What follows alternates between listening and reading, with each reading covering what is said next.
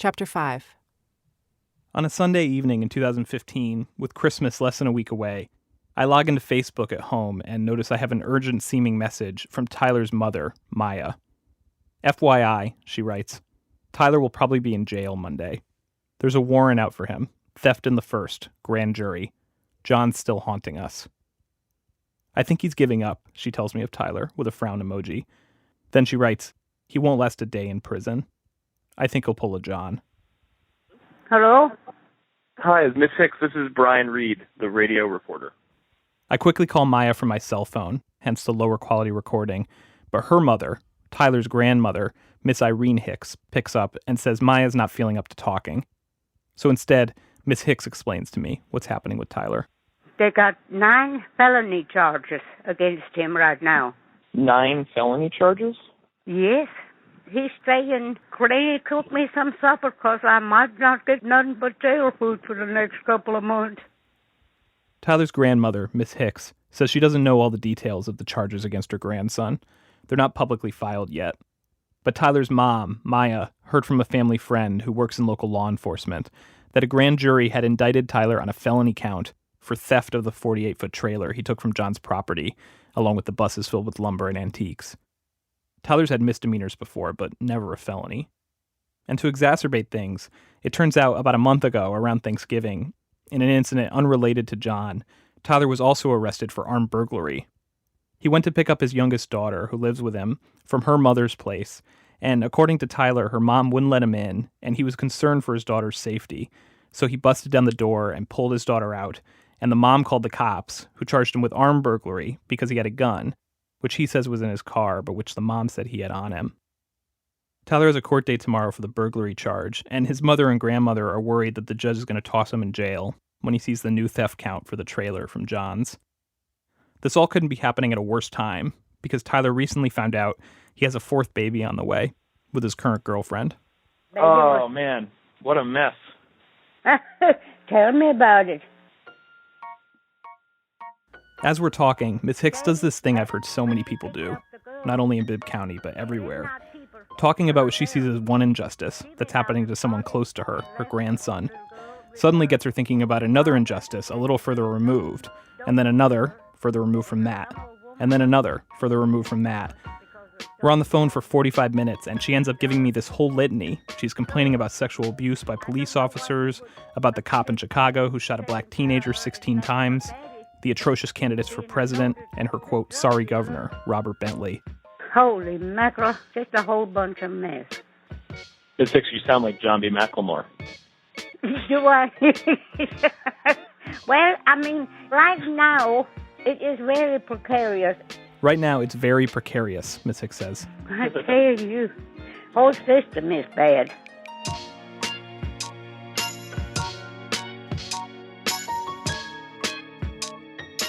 Miss Hicks's life has felt precarious for a long time now. Tyler's ordeal is only the most recent trouble to wedge itself into her days. Miss Hicks still cares for her son, Jimmy, Tyler's uncle Jimmy, even though he's 58 years old, because he's severely incapacitated by the bullet lodged in his brain. She also supports her 45-year-old daughter, Maya, Tyler's mother, who lives with Miss Hicks too, and who, despite being really smart and having a college degree, finds it hard to hold a job because of depression and other health problems. There was also an extended family member living with Miss Hicks for 7 years after he got out of prison for a sex offense. He just moved out, and no sooner did his room clear than in moved a granddaughter. Meanwhile, someone's left a dog behind who's about to have a litter of puppies, and Tyler and his kids and pregnant girlfriend are living in a half-finished house Tyler's been building in Miss Hicks's yard. If you find a solution for my condition here, I would appreciate it. Any idea you have, it'd be welcome. Kick them out and shoot them or do something. Woo. I don't know whether I'm coming or going. If I had a different disposition, I probably would go stark, raving crazy. I just take my medicine and take my Bocelli, and if you hear me play Bocelli, then you know I'm sad. Andrea Bocelli. Miss Hicks is an opera lover. Oh, yeah, I like all operas. Yeah, Verdi is my favorite, but... Bocelli is for when you're feeling depressed? If they hear me play Bocelli out here, I say, uh-oh, Granny's upset about something, don't bother her right now. Have you been playing it lately? Oh, I play it all the time. So you've been feeling sad? I've been feeling sad, well, and upset about things that I can't alter. I mean, misery loves company, so Maya and I, we get sad together, and we see tears welling in our eyes when we hear of a sad story. I said, oh, Maya, don't start your crying. I said, I'm going to make me cry now. But when she talks about Tyler, she always cries here. She said she don't have no tears left, hardly. I'm just like the middleman, you know, because I feel sorry. I mean, I love Tyler more than anything, but the idiot just won't do right, you know. He's doing some dumb things. I can't make up my mind whether to scold him or love him or something. La donna è mobile, qual piuma al vento, muta d'accento e di pensiero. Whether to scold Tyler Goodson or whether to love him.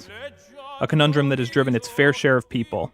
Mother, grandmother, girlfriends, buddies, John, a radio reporter from New York.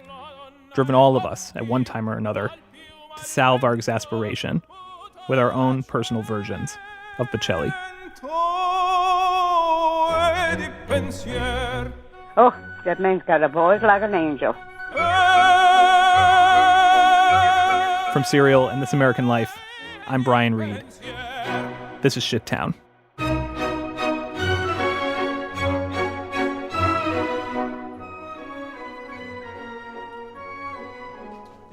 Hey man, how your dad doing? I mean, they might have me or somebody else. Let's back up. A month and a half before my Sunday night phone call with Tyler's grandmother, before the news of the grand jury and felony charges, to Woodstock Town Hall. It's 4 months after John died, 4 months into this battle between Tyler and John's cousins, and another of Tyler's court hearings has just ended. This one for misdemeanor trespassing, with which he was charged after going onto John's property and taking the trailer and buses. John's cousin Rita and her husband Charlie are here from Florida. A special prosecutor was called in from out of town, and Tyler's lawyer came in from Bessemer. The only person who wasn't present for Tyler's hearing was Tyler, because he got a temporary job at a factory in Georgia and says he didn't want to lose a day's work to come back to Woodstock, so he sent his lawyer in his place. Rita and Charlie, John's cousins, drove 10 hours from Florida, all to watch as the judge slapped Tyler with a new offense, failure to appear, and in the course of 2.5 minutes, adjourned court. The last time I saw Rita was our meeting after I discovered that we were staying at the same hotel and left a note under her door, though she didn't want to talk on tape. But now, as we're lingering in the town hall parking lot with the sun setting, we start chatting, and she says it's okay if I record. She seems frustrated with Tyler. I'm upset because of the whole situation with him taking advantage of an 89-year-old that can't take care of herself. Rita says they found just one bank account for John that he used for his mother's expenses. It had $98 in it. All the items that Tyler has taken from the Macklemore property, in his eyes, to keep from falling into the nefarious hands of the cousins. The buses full of lumber, the trailer, the vehicles. Rita sees as Tyler stealing from John's mother, his legal heir, Mary Grace. And she has no money. And, you just see her whole life. It just wasn't meant to be this way,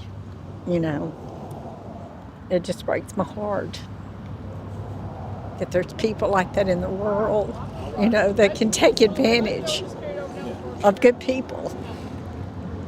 And I personally think there was something more than this.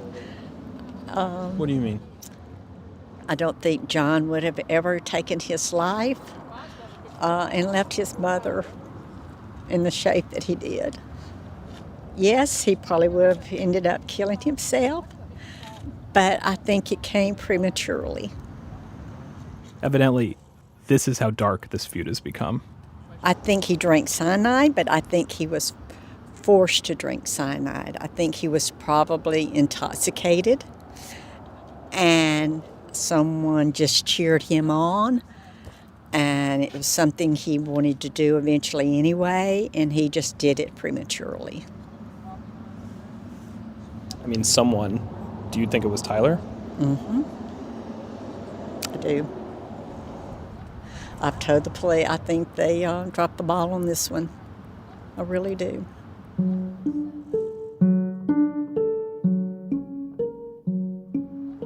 I think John and Tyler had an argument.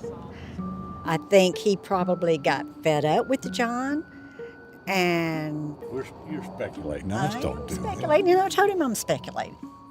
Charlie, Rita's husband, is hanging around, not exactly thrilled that Rita's talking to me. And he's right, Rita is absolutely speculating. There's just no evidence at all to back this suspicion up. There's nothing noted in the police incident report for John's suicide. John was texting Tyler minutes before he downed the cyanide. And Faye Gamble was on the phone with John as he did it and reported nothing about hearing another person in the background, egging him on, or anything like it. She says all she heard were dogs. Rita acknowledges this, that there's no evidence whatsoever. Still, she says. It's just I believe it. You do? Mm-hmm. Yeah, I certainly do. Tyler's a thief, Rita tells me, who's trespassed repeatedly onto the property of a dead man and his infirm mother, ransacked it looking for gold, and taken valuable things that weren't his. Why wouldn't he be capable of offing John? We'll never know, but nobody will change my mind about it.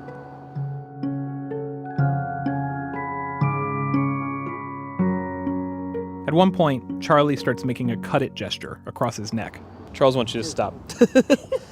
Oh, let's go. But somehow they don't go. And before we know it, we've been talking for more than an hour. Rita tells me all the ways she's tried to track John's gold. She's called the Mint, the U.S. Treasury, but she's had no success. She also pulls out a baby book that Mary Grace kept for John and shows it to me. It has family pictures and class photos and report cards and John's birth certificate. She offers to make me copies of it. I ask how Mary Grace is doing. Oh my gosh, she just got back from Gatlinburg. What was there? She went just up to see the leaves change. And that's a surprise to me, because when I met Mary Grace, while she was living with John, I did not get the impression that she was healthy enough to travel. But now Charlie and Rita have her staying with family friends, and they say, except for the moment she gets emotional about John, she's doing quite well. She has a TV to help her pass the time, which she didn't have living with John. Charlie says she's gotten sharper and become more aware of current events. She used to be a librarian and cared about that kind of stuff. Her caregivers bring her out to eat a lot. She's gained 18 pounds in the last 3 months. She went to the river they carried her on a boat ride to the river here not long ago. Really? Yeah. She does run in the boat. So she's really doing good.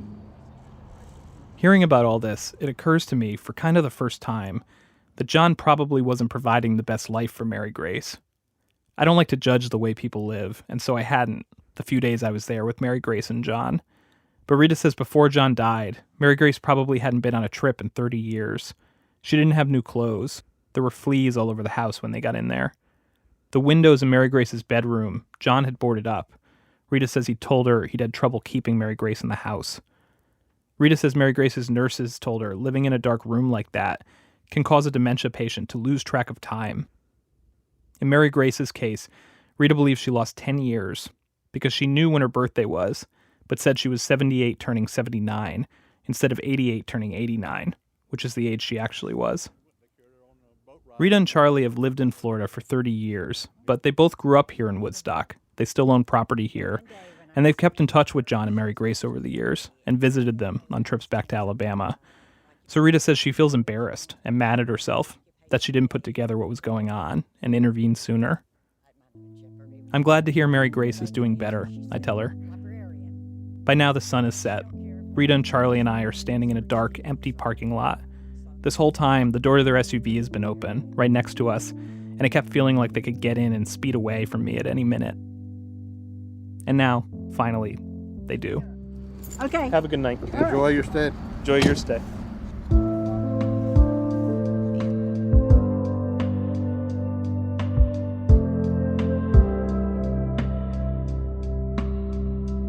Two months later, I get an email. Hey, Brian, I know you are a busy, busy man, so when you have time, please call me. Thanks, Rita. Sitting at my kitchen table, I call. Okay, I think we're recorded now. Rita says it's okay for me to tape on my cell phone. She's at home in Florida. Charlie's out of town, which makes for an opportune time to call me because she knows he might not approve. Rita tells me there's something she wants to ask me about. So, what's up? Okay, I am trying to get some information. Obviously, you know more about what's going on with the Woodstock police and Bibb County, blah, blah, blah. You don't have to tell me what you know, but I'm not really sure who I can trust and who I cannot trust. Rita goes on for a bit, and I can't figure out what she's trying to ask me. She's talking about the Woodstock police officers, there are 4 of them full-time, and how she suspects they're working against her. John was skeptical of the cops too, she says. You know, he called, excuse the expression, but he called Woodstock a shit town. He hated everything. I'm well about aware of that. Isn't that what John first got in touch with me about to investigate, she says?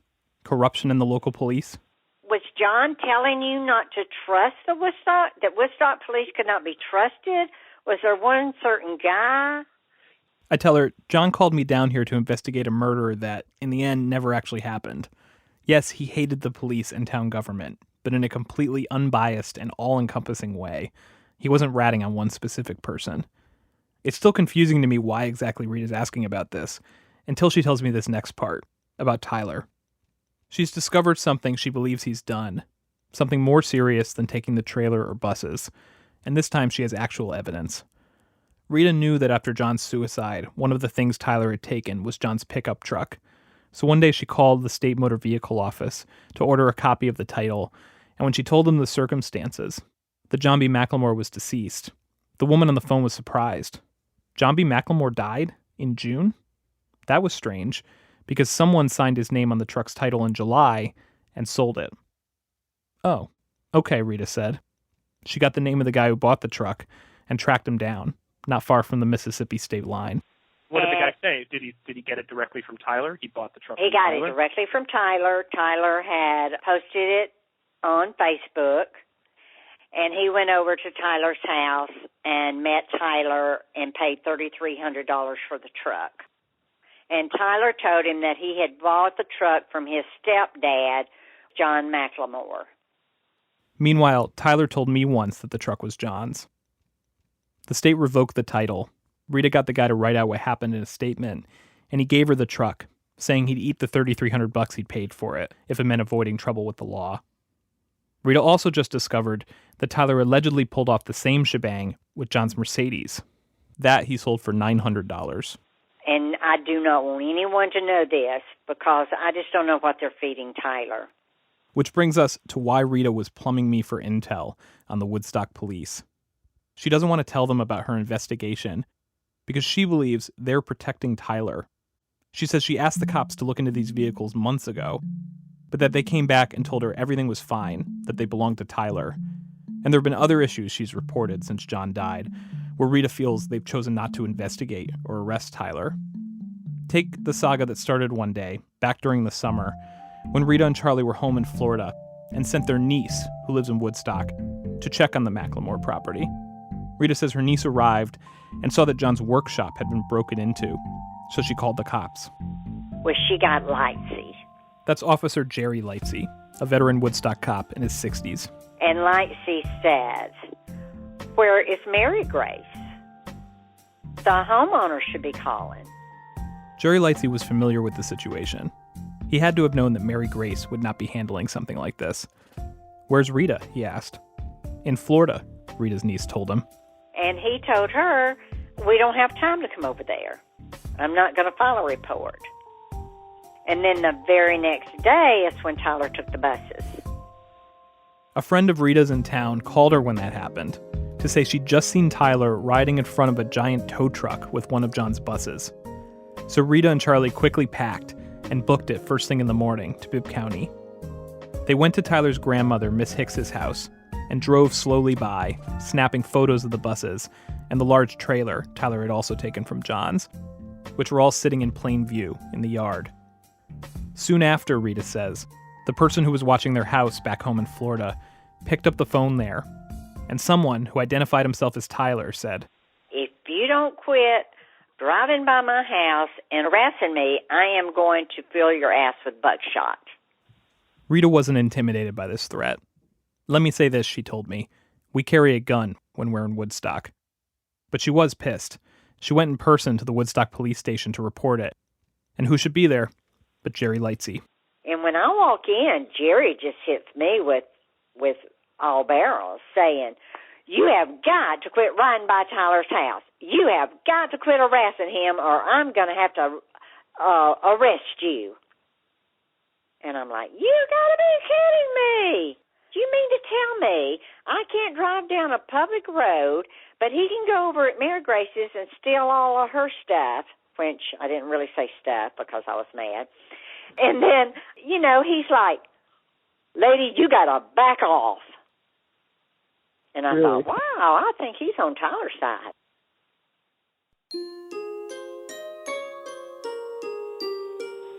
I don't know. That's why I don't trust Lightsey. And I tell him that to his face. I'm not talking behind his back.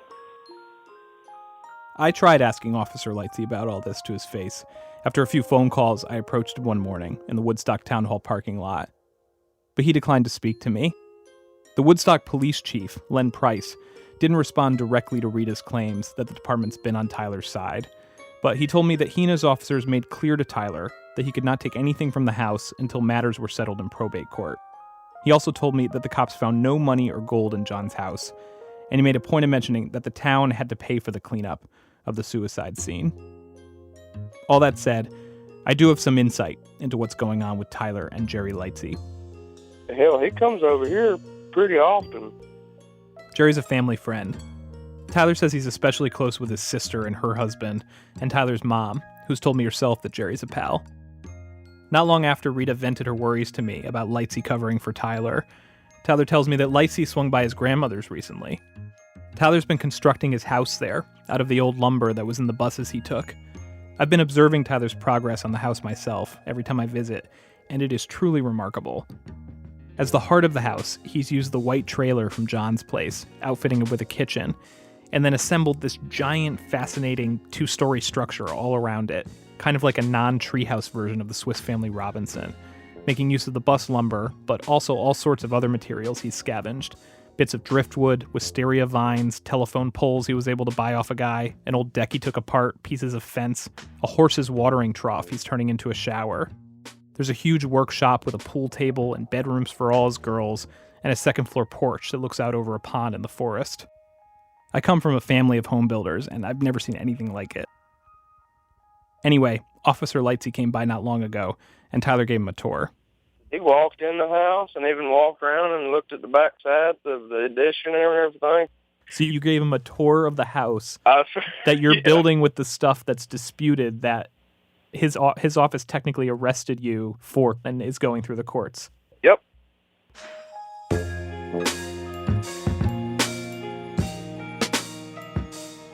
I told him, I said, yeah, it's going to be nice if I can ever get done with it, and if I stay out of prison. And he said, yeah, you better hope they don't want this damn thing back. Talking about the trailer. I said, this thing ain't going nowhere, Jerry. He said, oh, this ain't the same one, is it? I said, no. He said, oh, okay. And then we just carried on another conversation. Tyler says it was like Jerry was winking at him, being his buddy. Tyler's mom told me Jerry's stressed over Tyler's legal issues, given that he's their friend, and that he's, quote, eagerly waiting for his retirement date next year. Tyler says Jerry's told him he's tired of having to choose between his friends and his job. There's more, right after this.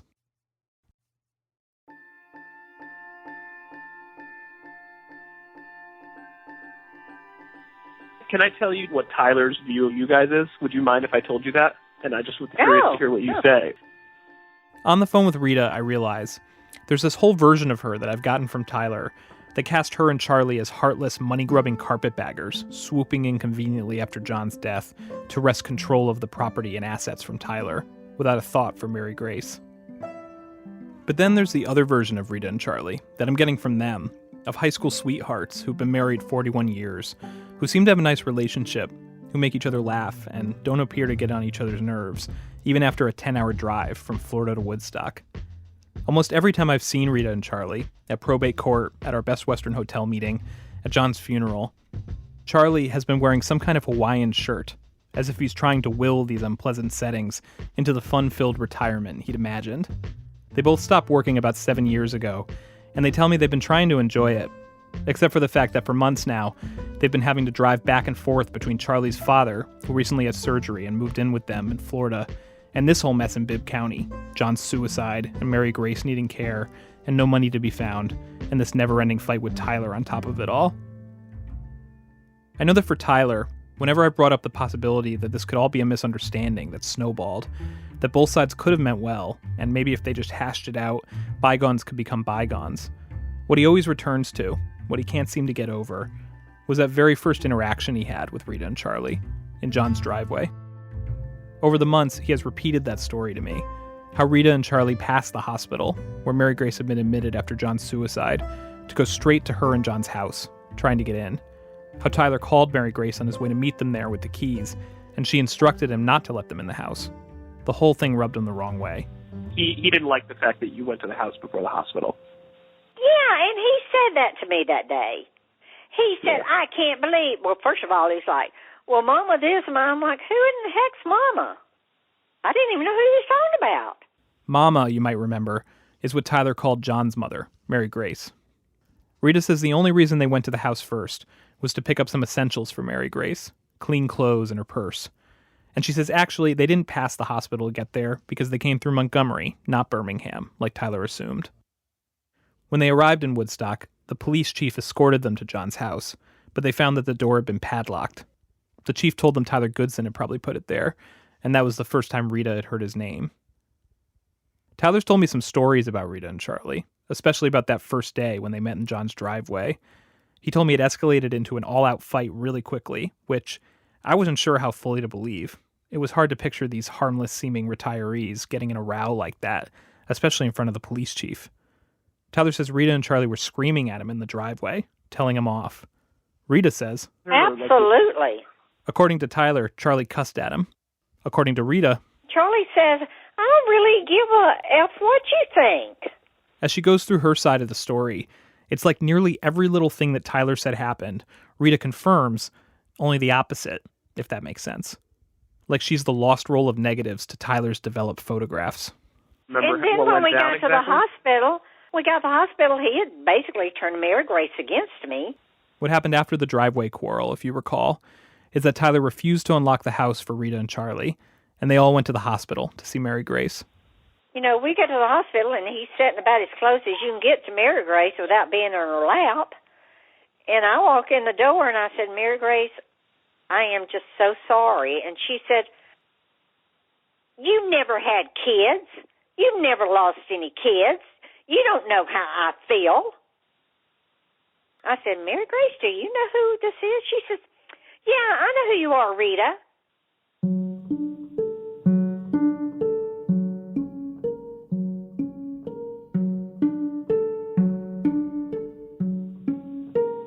So I went up to the nurse's station and asked them what was going on. They said, she's upset because he told her you were taking her to Florida. Which wasn't the case. They barely even knew what was going on, Rita says. There were no plans yet. And the nurses were saying, who is this guy? What connection is he to her? Is he her adopted son? He told him he was her adopted son. And so I go back in there and, I said, Mary Grace, now I'm here to see, is there anything that I can do to, help you or whatever? And Tyler, he's like, well, I'm going to get Mama home. And, me and Mama sit out on the porch and we talk about old times. And, Mama, I'm going to get you some new shoes. And Mama, my kids are going to pick you fresh flowers every day. And I walked out and I told Charlie, I said, Charlie, if I hear him call her Mama one more time, I'm going to go ballistic.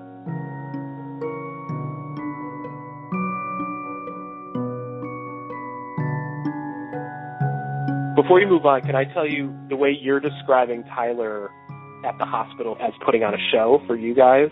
That's how he describes you at the hospital, as putting on a show, saying that you guys were crying over Mary Grace and were like all boo-hoo-hoo. We're so sad. No, I went in and I did say, Mary Grace, I am so sorry. I'm not saying I wasn't crying. I probably did cry. I mean, my God, I knew John Brooks. It wasn't like he was a stranger. He's family. But I wasn't, oh, Mary Grace, I'm so sorry. You know. At that point, Rita says she really wasn't sure what to make of the situation. Mary Grace was saying that she wanted to go back to her house and her dogs and have Tyler take care of her. Rita hadn't seen Mary Grace for a while and says she didn't yet realize the extent of her dementia. So after a while, Rita turned to Tyler.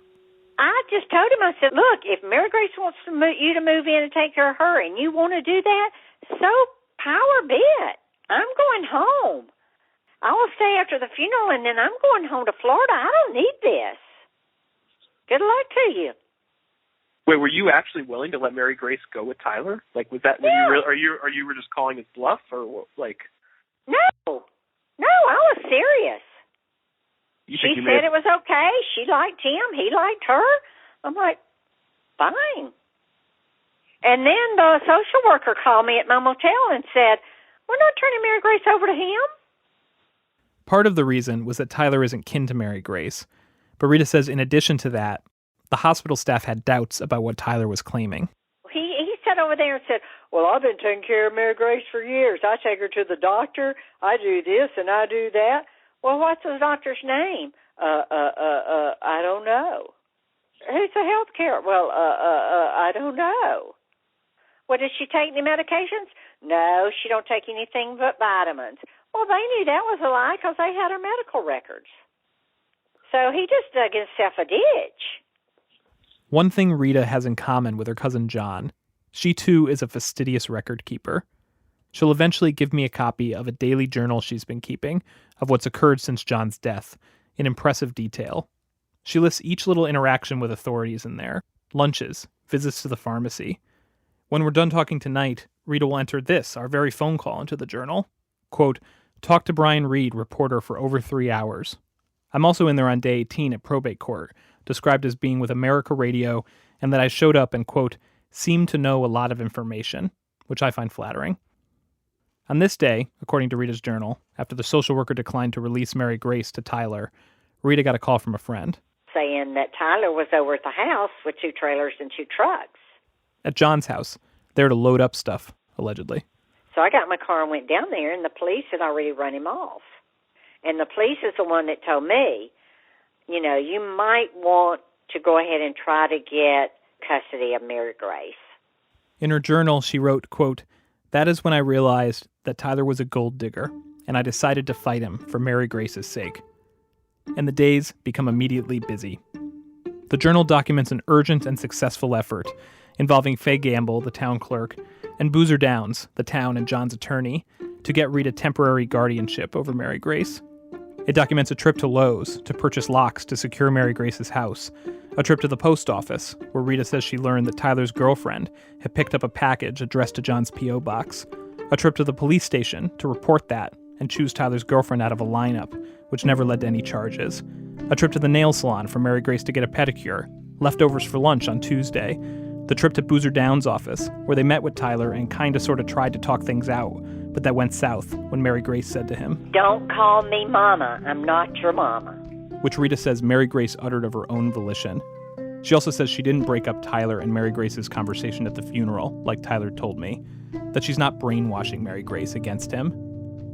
There's a trip documented in the journal to Walmart to get John some burial clothes, a trip to the funeral home and to the florist, to the cemetery, to point out where to dig John's grave. And let me tell you another funny story. Well, it's not funny, but the undertaker came out and told me, he says, now, you know, John's got some real big gold nipple rings. And I said, really? I didn't know that. When I said Rita corroborated nearly everything Tyler told me, well, here you go. Rita told the undertaker, I want those nipple rings. I just want them. Sure, the undertaker said. No problem. But then, as Rita and Charlie were leaving the cemetery, They realized he hadn't given them to them. So I went and asked the undertaker, where were they? And he said, oh, we couldn't get them off. Something about how they were screwed on and all this stuff. And, I really wish I had pursued that. Now that I think back, I really don't think the nipple rings were on him. I think the undertaker got them. Because you're telling me that you got a guy there that y'all have done an autopsy on, and you've cut him from neck to privates, and you can't get a nipple ring off? Cut his nipple off. He's dead. Ugh.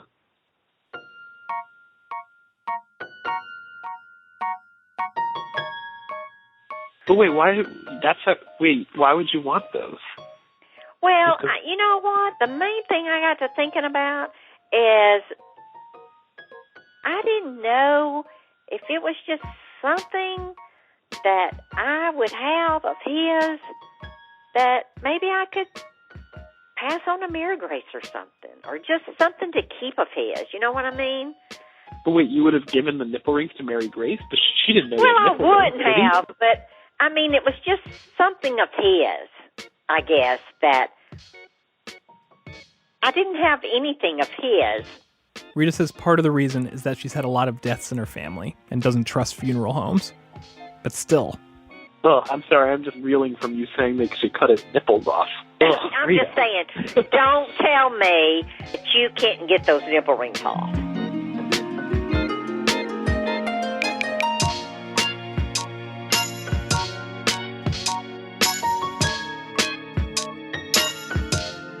Rita is now going after Tyler on multiple fronts.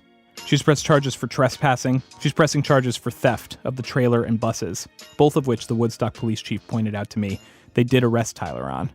She will soon bring the district attorney's office the evidence she's gathered, that Tyler faked John's signature on the titles for John's cars, and a grand jury will also indict him on multiple counts of forgery. The assistant district attorney told me he's impressed by how industrious Rita's been, investigating these matters completely on her own. Rita tells me she thinks Tyler should do time for what he's done. To me, anyone that goes over and takes other people's possessions is a criminal. Charlie told me he's not necessarily mad at Tyler. Tyler's just doing what he knows. He's a criminal. That's what Tyler's been reduced to in their eyes. But this is what conflicts like this do to the participants. Reduce them. Half a year into the fight, Rita says she feels minimized by it too. Like the fight has turned her into someone meaner and cruder than she is. I'm serious. I mean, as a Christian, I even have trouble with this because, you're supposed to love everybody. And I don't want him to think that this is the kind of person I am. I'm not a bad person. I'm not that type of person.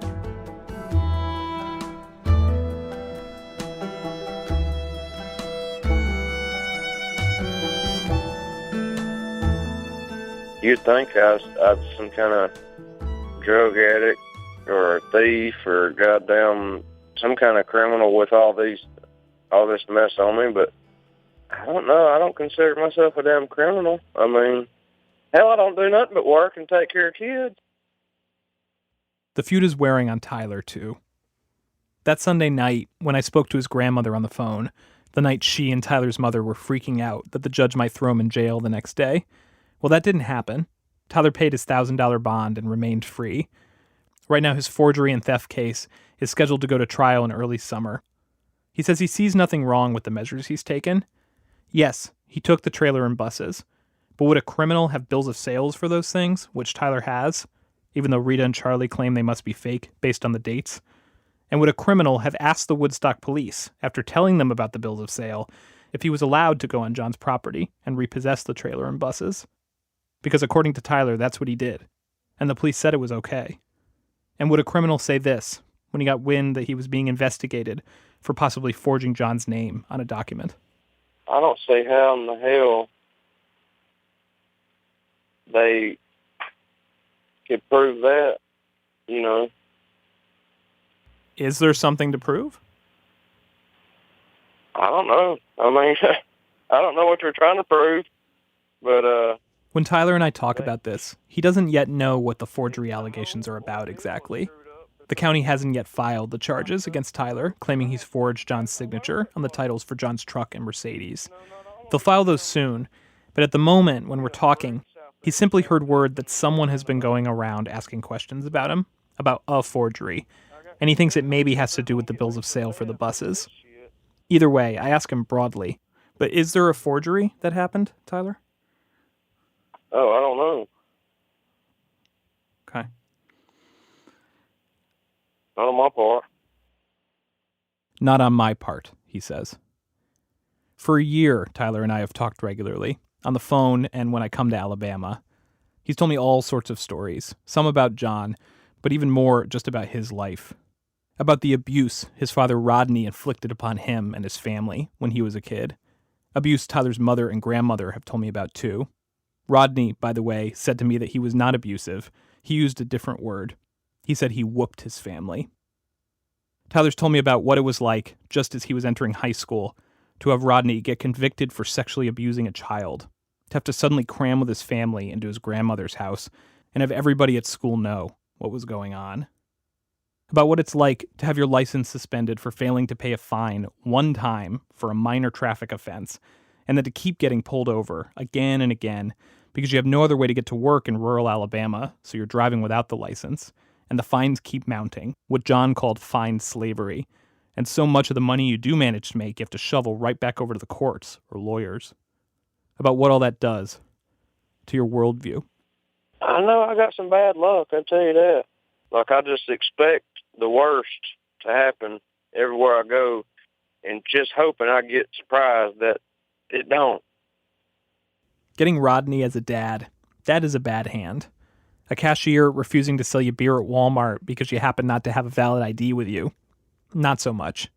But Tyler complains about that kind of thing all the same, bouncing between his many grievances, between big injustices he's experienced and petty ones. He and I have had long, sometimes frustrating talks about this, where I've tried to understand his justification for some of the choices he makes. Like earlier on, when the legal battle was just starting to get more serious with Rita and Charlie, and I suggested he might have an opportunity to prevent it from escalating. Have you considered giving the buses back just to avoid the trouble? Fuck no. He told me it tickled him. That was his word, tickled, to see Rita and Charlie struggle. And then there's this story, which gave me a vivid sense of how Tyler sees things. He recently hired a guy to do some electrical work on the house he's building, and according to Tyler, the guy stole 2 of his grandfather's old guns out of Tyler's home. So Tyler came up with a whole plan. He contacted the guy and acted like he hadn't noticed, told him there was more work to be done, and tricked the guy into coming back over to his house, where he was waiting for him with a rifle in hand, and walked him over to his shed. I had a chair sitting out there in that shed, and some damn snips, hedge clipper snips, propped up beside it, waiting. And I was going to cut a finger or 2 off. I mean, I was going to snip fingers until he had my guns delivered back here. Tyler, really? Yes, really. At first I thought maybe Tyler was just saying something ridiculous, embellishing. But I asked him about it, and he's clear with me. He was serious about this, and going into that shed had every intention of following through. He says he did have a change of heart once he got the guy into the shed, and ended up instead whipping the guy across the face with the gun and beating him silly, rather than dismembering him. But he hasn't had a change of heart about the appropriateness of his plan. As we discuss it, in retrospect, he still thinks it would be a completely acceptable thing to do, given the situation, which I find unsettling. You thought it would be okay to cut his fingers off? Buddy, if he thought it was okay to come in here and steal my granddaddy's gun that is irreplaceable, then yeah, I was going to fix a thief. I believe it would have took 1 finger and them guns would have been found. If 1 finger had a went. It wouldn't have took 2 or 3, I guarantee you. I kept questioning Tyler, trying to understand why he thought this was okay, but nothing he said did quite make me understand, and I realized it was probably going to stay that way. Eventually, as I'm saying goodbye, about to hang up the phone, Tyler asked me this. All right, man, I'm going to let you go. Can you just do one favor for me? Don't see me being a bad person at all, do you? Do you see me being a bad person? Do I? Yeah. No, man, I see you as a complicated, normal person. You know, Yeah. I disagree with some of your decisions. But Somebody you also was to you've had meet you've had a me, very and then- different life experience than I've had. Yeah. Why do you feel like a bad person sometimes? No, it's just I just want to know what people think of me because I mean, hell, I'd do anything for anybody. I'd help somebody, goddamn, any way I could, and I ain't out to rob nobody or steal from nobody or nothing like that. I don't. People make me out to be this. They treat me like Rodney is what it is. That's the way it's been my whole life, basically. To Tyler, Rodney, his dad, that's a criminal. And that's how Tyler measures if he's being a good person. Is he acting like Rodney? I mean, yeah, I have a temper, but I don't beat on my kids or my wife or my mama or my sister. He does. I have made some mistakes, for damn sure. But, damn, I wish I had a little bit better guidance.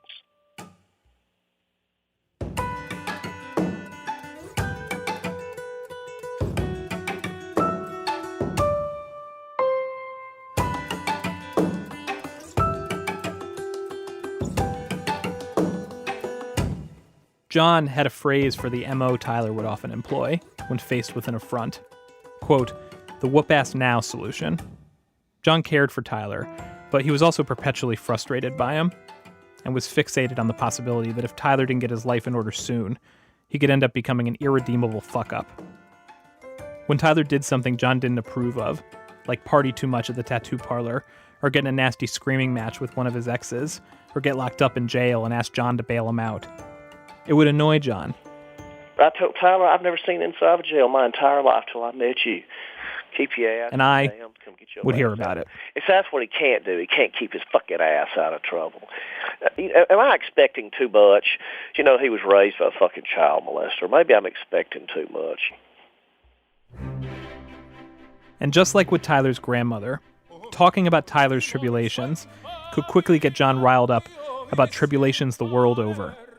Which I know we've all heard John deliver this kind of harangue before, but I share this only so you can see how riled up Tyler can make John. He really inspired some of John's most virtuosic work. Here, I'll save you all the wind-up about Tyler and go straight to the money. We ain't nothing but a nation of goddamn chicken shit, horse shit, tattletale, pissy-ass, whiny, fat, flabby, out-of-shape, Facebook-looking damn twerk fest, peeking out the windows and slipping around, listening on the cell phones and spying in the peephole and peeping in the crack of the goddamn door, listening in the fucking sheetrock. Yeah, Mr. Putin, please, show some fucking mercy. I mean, come on, drop a fucking bomb, won't you?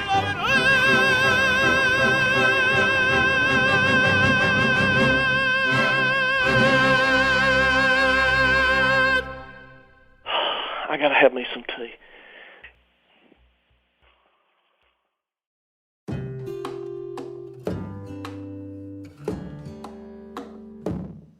Still, John really stuck with Tyler, despite the irritations. He gave him more and more work, helped him out with more and more money, kept track of his court appointments on the calendar, hired him a lawyer, accompanied him to court, gave him lectures and advice. Though it could sometimes feel to John like a one-way street. On the phone one time, I asked John a lame question about him and Tyler, but the way he responded stayed with me. Do you think your guys' relationship is more of a friendship or more of a paternal relationship? What you wanted to say, but you didn't come out and say it, is your guys' relationship more of a friendship or more of a usership? That's what you wanted to say. No, it actually wasn't what I wanted to say. It's what you wanted to say, apparently. Why do you say that? You do say that when you're pissed off at 2 in the damn morning, and you know he's off throwing a damn drunk. See, this isn't the first time I pulled this stunt. I could keep you on this phone for hours with another case by the name of Michael Fuller. John brings up this name, Michael Fuller, in the last conversation he and I ever have, a little more than a week before he killed himself. He doesn't reveal a ton about him, just that Michael was a 20-something guy John had also kind of taken under his wing years ago, when he was much younger himself. Unlike Tyler, John says Michael came from a family of professionals, a, quote, good family, but was rebellious, didn't hang with the best of influences. You know, he was going to be out with that wild crowd partying, hanging out at Senior Frogs and the Quest and all these damn discos and doing all this damn dope. He just made a career out of going to jail. He'd be about 45 now. And the last time I heard from him, he was living up there in your neck of the woods, paying some, like $1,800 a month to live in some scruffy apartment that didn't even have a damn bathroom, and he was sacked up with some damned old Argentinian girl that was bringing up high-powered pot. So, yeah, I've seen this shit before. John felt like he failed with Michael, and he worried he was about to fail with Tyler, too. Not setting a very good track record for me, is it? After John died, I found Michael Fuller in New York City, called him to set up a time to visit, and what I walked into is this bleak scene. So yeah, I want to take a selfie, but nobody has space on their phone. Michael Fuller does live in an apartment in New York, and he may be paying $1,800 a month in rent. I don't know, but I believe that would be under market for his lovely apartment in Upper Manhattan, which not only has a bathroom, but 3 bedrooms. Michael's a waiter. He likes his job. And he is shacked up with a woman, though she's Brazilian, not Argentinian, as John has said. And she does not happen to be a smuggler of high-powered South American marijuana, but rather a sweet Montessori teacher, who is also Michael's wife. They have a smart and precocious 7-year-old who speaks Portuguese and English and cheers for Alabama football from afar. Michael tells me he got to know John in his early 20s while he was living down the road from him in Woodstock. I was over there a lot, kind of as just a safe place to be. You thought of John's as a safe place to be? Yeah. Michael uses a version of that word several times to describe John's. A safe place, a safety harbor, a place of safetiness. He was partying a lot then, he says, over in Birmingham, dancing as a scantily clad cowboy in a traveling male revue, and doing a lot of drugs, drinking. And John's was somewhere he could go to sober up, or escape the scene for a while, and he always felt welcome there, because John would be eager for the company, and would usually be up in the middle of the night after Michael was done clubbing, working on clocks. Michael says once he even hid out at John's for days from the police when he had a warrant out for skipping a court appearance. Meeting Michael, I realize John couldn't have been more wrong when he said his project had failed. Michael says without John as a refuge, a voice telling him to slow it down, to drink less, he might have ended up dead some night from drunk driving, or in jail more than he did already.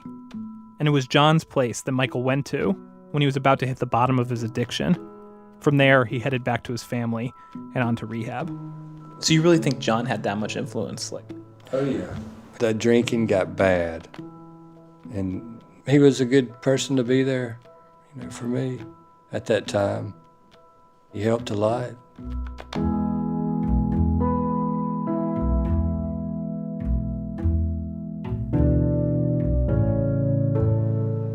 It's interesting. One of the reasons I wanted to come talk to you. Are you familiar with the Goodsons? Does that name ring a bell at all? No, the Goodsons, no. I explained to Michael the context in which John had told me about him. How John mentioned him because we'd been talking about this other guy, Tyler Goodson, who John had also recently been trying to shepherd through a rough period. And while I'm telling Michael about this, about the things John was doing for Tyler, he interrupts. And that sounds like John, yeah. Caring and helping, and that's John. You're smiling, with recognition. Yeah. I ask Michael if it sounds, from what I've described, like Tyler is a later iteration of him. And he says it's weird, but yeah, that does seem about right. John would let him stay at his house as long as he wanted, Michael says. Then he says, and that's how he was with Tyler, I guess. A thought seems to be occurring to him about John's suicide. And something probably happened with Tyler. I don't know. Maybe. I don't know if I think John was gay,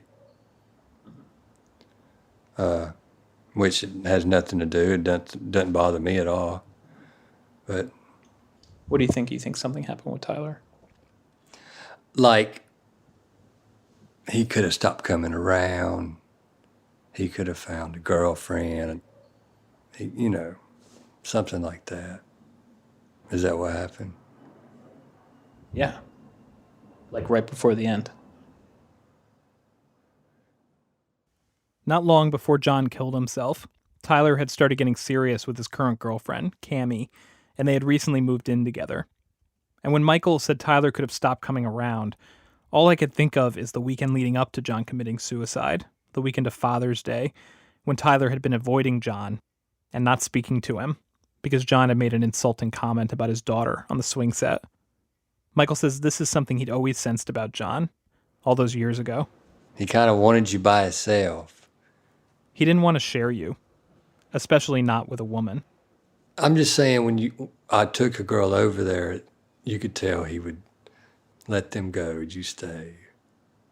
How could you tell? You could just see it. You can tell.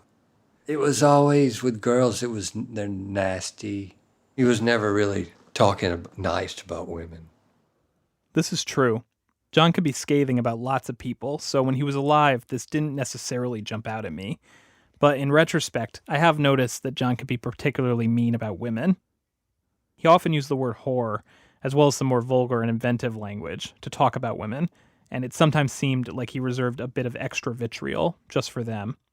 On the other hand, John also expressed interest in feminism, bemoaned the fact that women in his area were more educated than men but didn't seem to get the same opportunities, talked about reading Betty Friedan and Gloria Steinem, and was a fan of Audre Lorde. And he was enraged by sexual abuse. So, as usual with John, it was complicated. But since he died, quite a few people have told me, like Michael, that he was a woman hater. Michael has now formulated a theory in front of me. A speculation, to be sure, but one that he's compelled by nonetheless. That Tyler, retreating from John that weekend, and then the night he killed himself, Tyler choosing to stay home with his girlfriend and kids, rather than heeding John's pleas and going back to his place. Michael thinks that's what led to John's suicide. I'm just thinking that's what pushed him over the edge. He's afraid he's fixing to lose Tyler.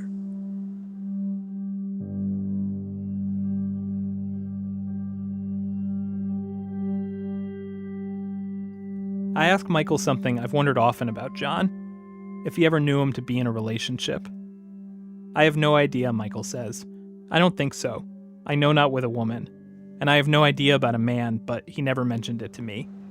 Do you think John's relationship with you and then now Tyler, having heard about it, was the closest thing he had to a romantic relationship? I would think so.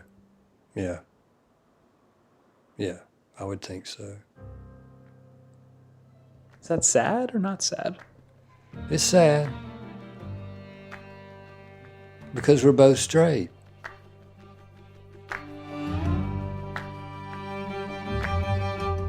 It is sad. But as I'd learned, Michael and Tyler being the closest thing John had to a romantic relationship, that's also not true.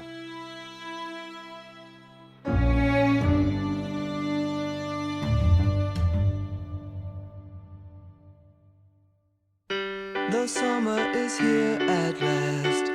The sky is overcast, and no one brings a rose for Emily. She watches her flowers grow, while lovers come and go to give each other roses from her tree, but not a rose for Emily. Emily, can't you see there's nothing? S-Town is produced by Julie Snyder and me, with editing from Ira Glass, Sarah Koenig, and Neil Drumming. Whitney Dangerfield is our digital editor. Starlee Kine is a story consultant. Fact-checking and research by Ben Phelan. Seth Lind is our director of operations. Lyra Smith mixes the show, and Matt Tierney is our technical director. The S-Town staff includes Emily Condon, Elise Bergerson, Julie Whitaker, and Kimberly Henderson. Music for the show is composed by Daniel Hart, Trey Pollard, Helado Negro, and Matt McGinley. Music supervision by Damian Grafe. Our website is stownpodcast.org. That's stownpodcast.org. Special thanks to Elizabeth Aaron, Russell Yohannan, Carrie Lewis, and Scott Sinkler. S-Town is a production of Serial and This American Life. Emily. Can't you see there's nothing you can do? There's loving everywhere but love for you. Her roses are fading now. She keeps her pride somehow. That's all she has protecting her from pain.